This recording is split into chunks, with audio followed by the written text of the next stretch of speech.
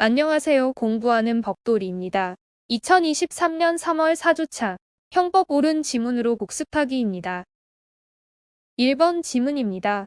강간죄에서의 폭행 협박과 간음 사이에는 인과관계가 있어야 하나 폭행 협박이 반드시 간음행위보다 선행되어야 하는 것은 아니다. 2번 지문입니다. 피고인이 피해자가 심신상실 또는 한거불능의 상태에 있다고 인식하고 그러한 상태를 이용하여 간음할 의사로 피해자를 간음하였으나 피해자가 실제로는 심신상실 또는 한거불능의 상태에 있지 않은 경우에는 실행의 수단 또는 대상의 착오로 인하여 중간간죄에서 규정하고 있는 구성요건적 결과의 발생이 처음부터 불가능하였고 실제로 그러한 결과가 발생하였다고 할 수 없다. 3번 지문입니다.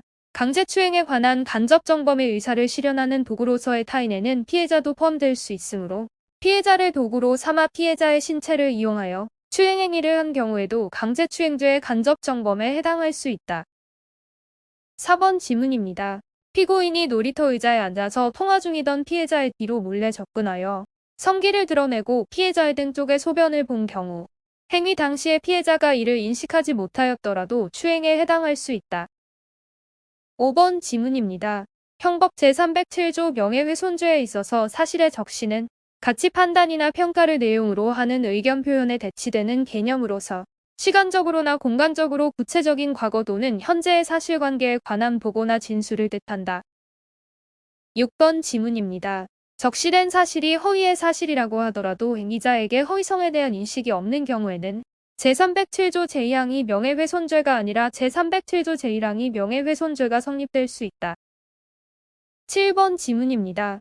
집합적 명사를 사용한 경우 그 범위에 속하는 특정인을 가리키는 것이 명백하다면 특정된 각자의 명예를 훼손하는 행위라고 볼 수 있다. 8번 지문입니다. 명예훼손 사실의 발언 여부를 확인하는 질문에 답하는 과정에서 타인의 명예를 훼손하는 사실을 발설하였다면 명예훼손의 범위를 인정할 수 없다. 9번 지문입니다. 업무방해죄의 성립에는 업무방해의 결과가 실제로 발생할 것을 요구하지 않고 업무방해의 결과를 초래할 위험이 발생하는 것으로 족하며 업무 수행 자체가 아닌 업무의 적정성 내지 공정성이 방해된 경우에도 업무방해죄가 성립한다. 10번 지문입니다. 공무원이 직무상 수행하는 공무를 방해하는 행위에 대해서는 업무방해죄로 이율할 수 없다. 11번 지문입니다. 주한외국영사관에 비자 발급을 신청함에 있어 신청인이 제출한 허위의 자료 등에 대하여 업무 담당자가 충분히 심사하였으나 신청 사유 및 소명 자료가 허위임을 발견하지 못하여 그 신청을 수리하게 될 정도에 이르렀다면 이는 업무 담당자의 불충분한 심사가 아니라 신청인의 위계행위에 의한 것으로서 이계에 의한 공무집행방해죄가 성립한다. 12번 지문입니다.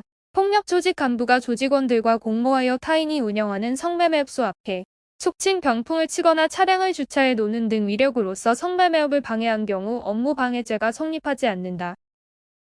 13번 지문입니다.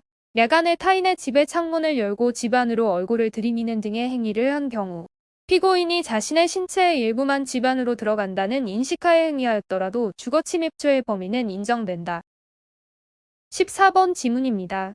사용자의 직장 폐쇄가 정당한 쟁의 행위로 인정되지 아니하는 경우 다른 특별한 사정이 없는 한 근로자가 평소 출입이 허용되는 사업장에 들어가는 행위는 주거침입죄를 구성하지 아니한다. 15번 지문입니다. 피고인 갑이 A의 부재 중에 A의 처인 B와 혼의 성관계를 가질 목적으로 B가 열어준 현관 출입문을 통하여 A와 B가 공동으로 거주하는 아파트에 3일 걸쳐 들어간 경우 주거침입죄가 성립하지 않는다. 16번 지문입니다. 피고인들이 각 음식점 영업주로부터 승낙을 받아 통상적인 출입 방법에 따라 각 음식점의 방실에 들어간 행위는 주거침입죄에서 규정하는 침입행위에 해당하지 아니하고 설령 다른 손님인 병과의 대화 내용과 장면을 녹음 녹화하기 위한 장치를 설치하거나 장치의 작동 여부 확인 및 이를 제거할 목적으로 각 음식점의 방실에 들어갔더라도 그러한 사정만으론 피고인들에게 주거침입죄가 성립하지 않는다. 17번 지문입니다. 피기망자가 처분행위의 의미나 내용을 인식하지 못하였더라도 피기망자의 자기 또는 부자기가 직접 재산상 손해를 초래하는 재산적 처분행위로 평가되고 피기망자가 이러한 자기 또는 부자기를 인식하고 한 것이라면 처분행위에 상응하는 처분의사가 인정된다. 18번 지문입니다. 비의료인이 개설한 의료기관이 마치 의료법에 의하여 적법하게 개설된 요양기관인 것처럼 국민건강보험공단의 요양급여 비용의 지급을 청구하는 것은 국민건강보험공단으로 하여금 요양급여 비용 지급에 관한 의사결정에 착오를 일으키게 하는 것으로서 사기죄의 기망행위에 해당하고, 이러한 기망행위에 의하여 국민건강보험공단에서 요양급여 비용을 지급받을 경우에는 사기죄가 성립한다. 19번 지문입니다. 조상천 도제를 지내지 아니하면 좋지 않은 일이 생긴다는 취지의 해악의 고지는 기흉화복이나 천재지변의 예고로서 행위자에 의하여 직접, 간접적으로 좌우될 수 없는 것이고, 가해자가 현실적으로 특정되어 있지도 않으며 해악의 발생 가능성이 합리적으로 예견될 수 있는 것이 아니므로 협박으로 평가될 수 없다. 20번 지문입니다.